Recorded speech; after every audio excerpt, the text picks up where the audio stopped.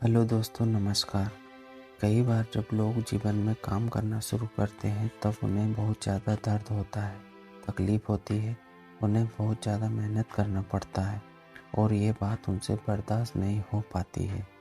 उनका शरीर जवाब दे देता है और वो इस काम को छोड़कर किसी और तरकीब से सफल होने का प्रयास करते रहते हैं।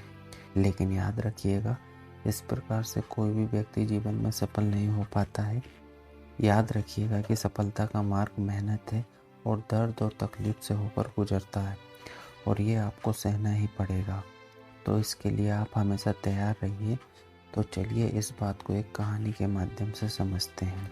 एक बार एक मूर्तिकार अपनी छेनी और हथौड़ी के माध्यम से एक पत्थर को भगवान की मूर्ति का आकार देने का प्रयास कर रहा था।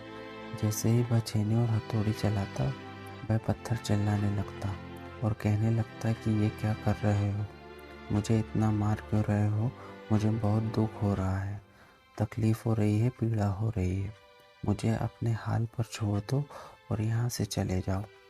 मूर्तिकार ने उस पत्थर से कहा, मुझे बहुत अच्छे से पता है कि तुम्हें बहुत ज़्यादा दर्द हो रहा है, तकलीफ़ हो रही है और तुम बहुत ही ज़्यादा पीड़ा में हो। लेकिन यदि आज तुमने इस दर्द को नहीं सहा तो इस तकलीफ को नहीं सहा तो जीवन भर तुम इसी प्रकार से पड़े रहोगे। मुझे पता है कि तुम में आगे बढ़ने की अपार संभावना है। तुम एक बहुत अच्छे पत्थर हो, लेकिन यदि तुम इस प्रकार से रहोगे तो कभी भी आगे नहीं बढ़ पाओगे। इतना कहकर मूर्तिकार औजार उठाया ही था कि पत्थर फिर से चिल्लाने लगा, गिड़गिड़ाने लगा, विनती करने लगा कि मुझे अपने हाल पर छोड़ दो। मुझे पता है कि जीवन के लिए कौन सी चीज़ सही है और कौन सी चीज़ गलत है। मुझे बहुत ज़्यादा दर्द हो रहा है। अब मैं इस तकलीफ़ को बहुत ज़्यादा सहन नहीं कर सकता हूँ। मैं जिस हाल में हूँ, मुझे उस हाल में छोड़कर तुम यहाँ से चले जाओ। उस मूर्तिकार ने फिर से उस पत्थर को समझाने की कोशिश की और बोला कि सब्र बनाए रखो, थोड़ी देर और इस दर्द को सहन करो। इस दर्द को तुमने सह लिया तो मैं भगवान की मूर्ति के रूप में तुम्हारी स्थापना करवाऊंगा और फिर दूर दूर से लोग तुम्हारी पूजा अर्चना करने आएंगे, पंडित लोग तुम्हारी सेवा करेंगे। लेकिन पत्थर ने उस मूर्तिकार की एक भी बात नहीं मानी। वह चिल्लाता रहा और अपनी बात पर अड़ा रहा। मूर्तिकार ने उस पत्थर को समझाने की बहुत कोशिश की, लेकिन वो पत्थर नहीं माना।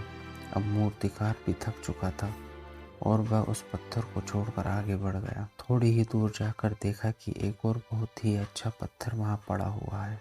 उसने छेनी और हथौड़ी उठाई और उस पत्थर को मूर्ति बनाने के लिए वो तैयार हो गया। मूर्तिकार ने छेनी और हथौड़े का बार दूसरे पत्थर पर जारी रखा।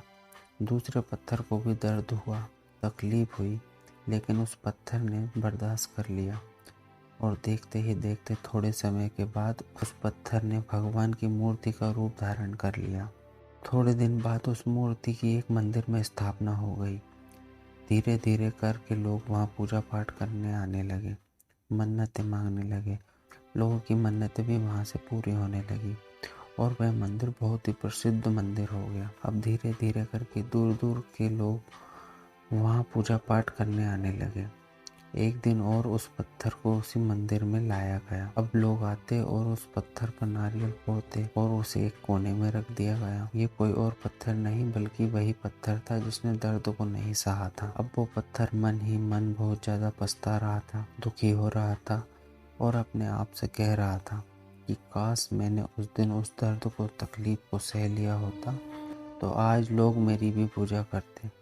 इसलिए आप भी अपने जीवन में हमेशा याद रखिएगा कि जब भी आप अपने करियर की शुरुआत में किसी काम को कर रहे हो, पढ़ाई कर रहे हो या कोई भी काम कर रहे हो, उसमें आपको दर्द हो रहा है, तकलीफ हो रही है, ज़्यादा मेहनत करना पड़ रहा है, तो आप रुकिएगा मत, क्योंकि कोई और रास्ता आपको सफलता नहीं दे सकता।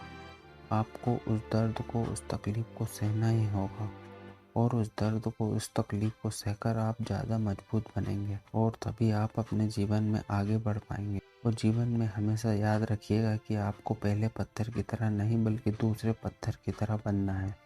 यदि ये कहानी आपको पसंद आई हो और इससे कोई सीख मिली हो तो आप अपने दोस्तों को और अन्य लोगों के साथ शेयर ज़रूर करिएगा।